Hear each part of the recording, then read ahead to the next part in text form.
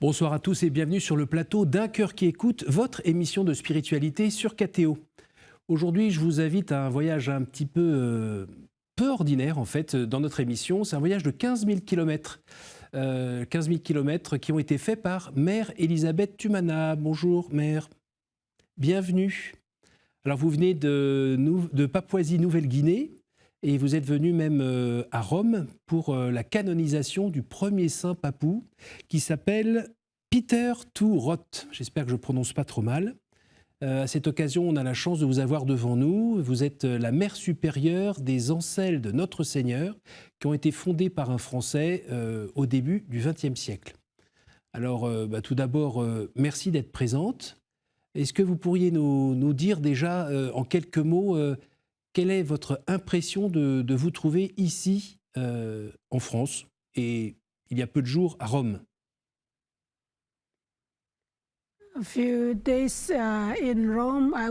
Lors de ces quelques jours à Rome, j'ai vu qu'il y avait beaucoup de gens venus pour la canonisation du bienheureux Peter Thurot et de 6 autres saints venant de différentes régions d'Europe. J'ai été impressionnée de voir tant de personnes venues à Rome, au Vatican, avec une foi si forte pour cette journée spéciale de canonisation.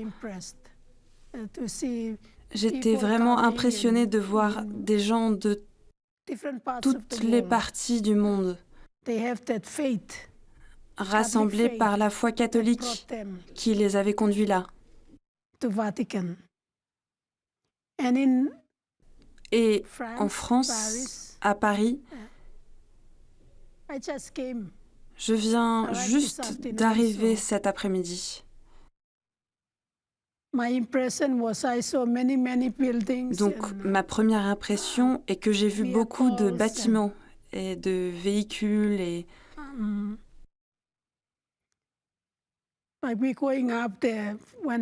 quand le chauffeur conduisait et que nous montions vers la sortie du parking souterrain, la voiture montait sans cesse et je me suis dit, c'est vraiment extraordinaire.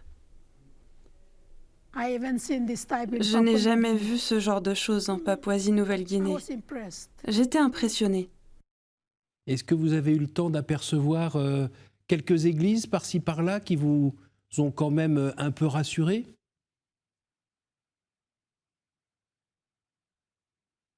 Je n'ai vu aucune église. Peut-être que le chauffeur a conduit sans nous en montrer.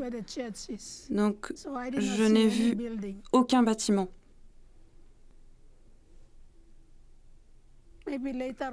Peut-être que plus tard, nous ferons un tour pour en voir une. Est-ce que vous pouvez nous raconter en quelques mots la vie de ce nouveau saint, le premier saint papou?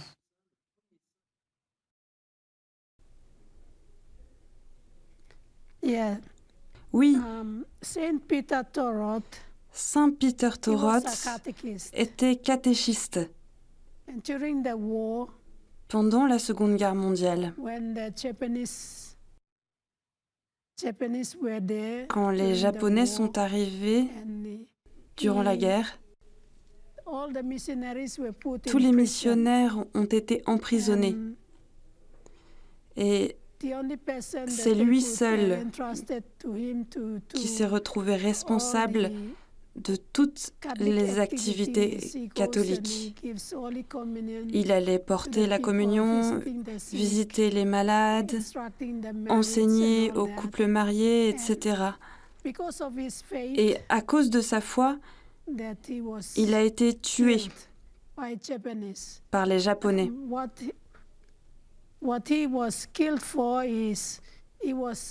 Il s'est en effet opposé à eux quand ils ont déclaré que les hommes pouvaient être polygames. Il leur a répondu non. La foi catholique enseigne qu'un homme ne doit avoir qu'une seule femme. Et si je ne me trompe pas, il a été tué d'une piqûre faite par un docteur, avec une piqûre mortelle, tout simplement. Oui, oui. Il a reçu une injection et il en est mort. Aujourd'hui, en 2025, en quoi cette figure est une invitation à devenir saint pour les papous?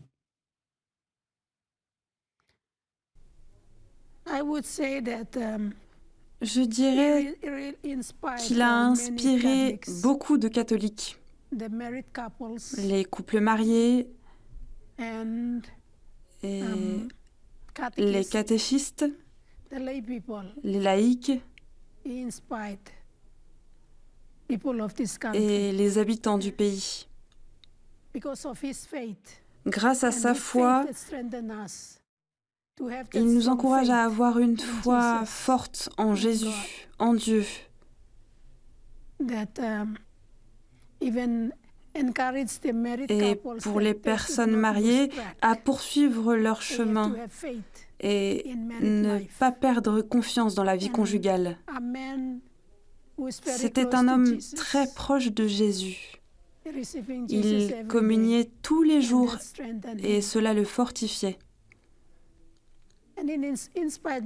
Il a inspiré beaucoup d'entre nous, même moi j'en fais partie. Pratiquement, comment il vous inspire?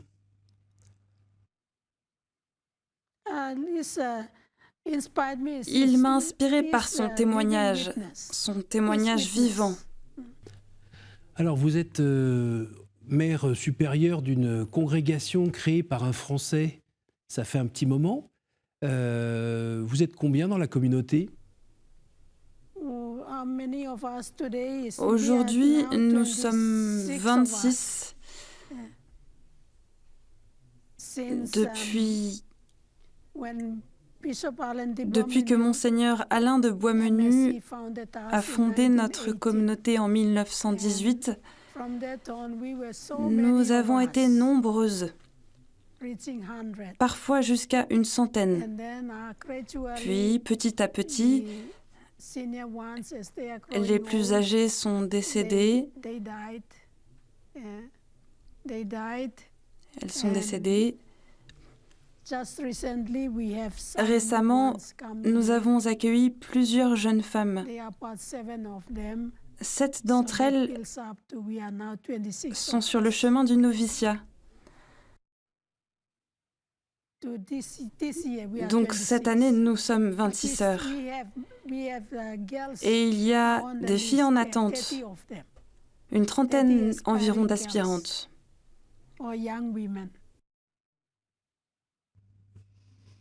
Et quelle est votre particularité, votre vocation chez les Ancelles?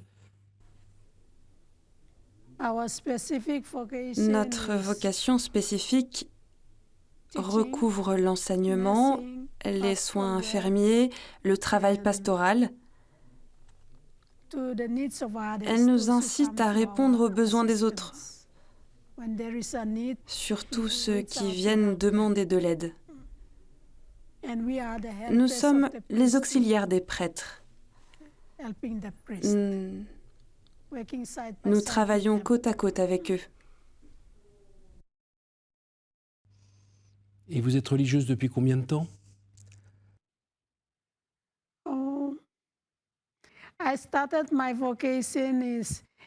J'ai commencé ma vocation en 1982.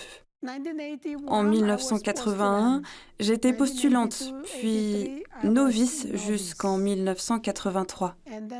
Puis en 1984, j'ai fait ma première profession. Comment avez-vous entendu cet appel à devenir religieuse? Ça s'est passé comment?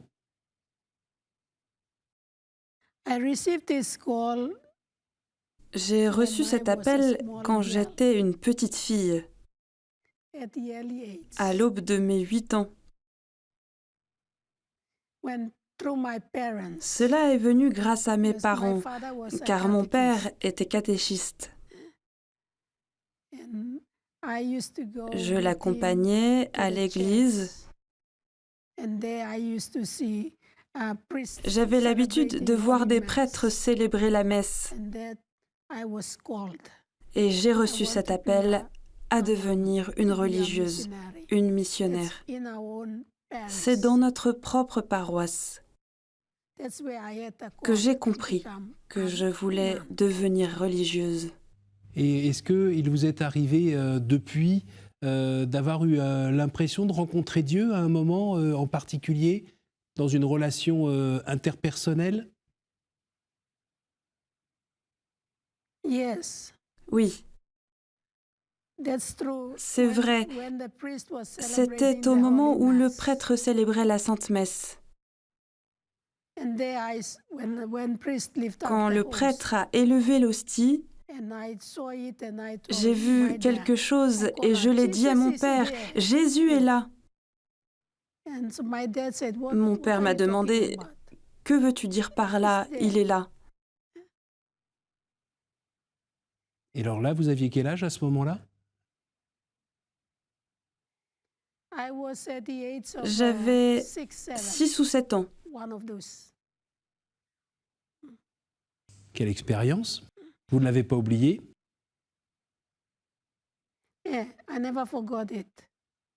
Oui, je ne l'ai jamais oublié. Même ensuite, une fois entrée à l'école. Est-ce que votre relation avec le Christ a grandi depuis toutes ces années? Et comment? Oui, j'ai une relation très forte avec Jésus. Et cela m'aide vraiment à poursuivre, à faire ce que j'ai à faire.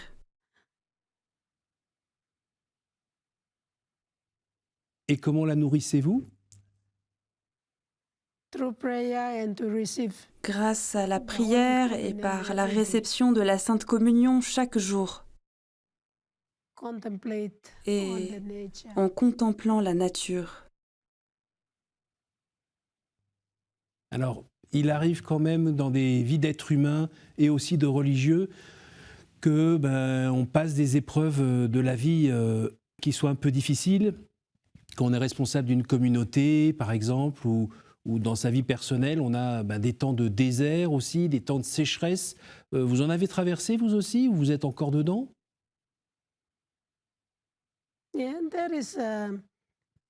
Bien sûr, il m'est arrivé d'avoir des doutes, des doutes dans la vie religieuse, mais selon moi, je dirais que l'éducation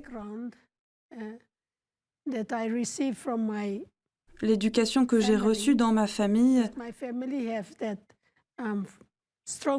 m'a donné une foi solide. Quoi qu'il arrive, lorsque les doutes surgissent, j'ai toujours cette foi qui m'accroche à Jésus. Mais je ne trouve pas cela difficile. Je vais vers lui et je lui dis, « Je suis comme cela, s'il te plaît, aide-moi. » Et après, je continue ma vie religieuse. Avez-vous le souvenir d'une intervention divine plus forte et voyante que d'autres fois, qui ressemblait un petit peu un peu comme un miracle? Oui.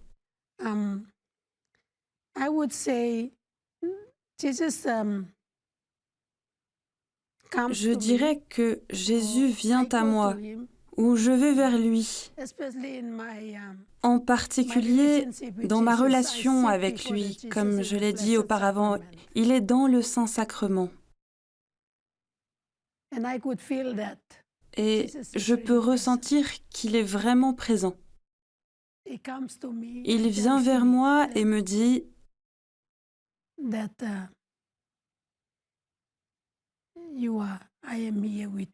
« Je suis avec toi, quoi qu'il arrive. » Et ça vous donne de la paix, de la joie, du courage?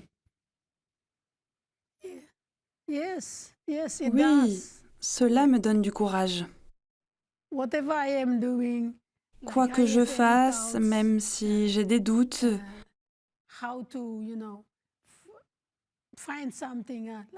lorsqu'il faut trouver quelque chose, en particulier des fonds pour les sœurs,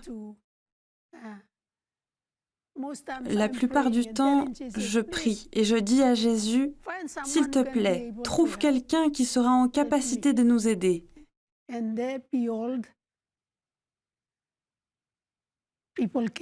Et voici que des personnes sont arrivées et m'ont aidé. Et je dirais que Jésus est très proche de moi. Dernière question, est-ce que, comme ici en France parfois, quand Dieu agit, c'est parfois un peu à la dernière minute? Quand est-ce que je vais trouver les fonds pour subvenir aux besoins des sœurs? D'une certaine façon, j'étais dans cette situation urgente et la personne que nous attendions est venue nous secourir. Et il m'a expliqué être l'arrière-petit-neveu de Monseigneur Alain de Boismenu. Et à partir de ce moment-là, nous avons commencé à entrer en contact. Et maintenant, nous avons d'autres amis comme Emmanuel, Edwig, Louis et Mirel, la famille Noblette et bien d'autres encore. Les supérieurs sont partis, j'ai pris la relève sans avoir la moindre connexion avec nos racines françaises. C'est un beau cadeau de la Providence. Alors nous arrivons à la fin de cette émission. C'est le moment où je pose 3 questions à mes invités. Quelle est la dernière fois où vous avez sollicité l'aide de votre ange gardien? Les anges viennent tous les jours à mon aide. Si vous pouviez rencontrer un personnage de la Bible, qui serait-ce et que lui demanderiez-vous? J'irai du côté de l'Annonciation. Quand l'ange est venu à la rencontre de Marie et lui a déclaré qu'elle serait la mère de Dieu. Et l'ange lui a dit, « Tu es bénie entre toutes les femmes, et Jésus, le fruit de tes entrailles, est béni. » Quelle est votre prière préférée? Ma prière préférée. Je prie le rosaire de la Divine Miséricorde. Et pour l'autre prière, je m'assois simplement aux côtés du Seigneur et je l'écoute me parler. Merci beaucoup ma sœur, merci d'avoir fait un saut par Paris en venant de Rome après cette belle fête de la canonisation du premier Saint Papou. J'imagine que vous allez bientôt retourner là-bas, loin, à 15 000 km d'ici pour poursuivre votre vocation parmi les ancelles de notre Seigneur. Merci beaucoup d'avoir échangé avec nous dans un pays où je crois qu'on parle 851 langues différentes. Merci d'avoir trouvé le moyen de parler avec nous. Merci à vous tous pour votre fidélité.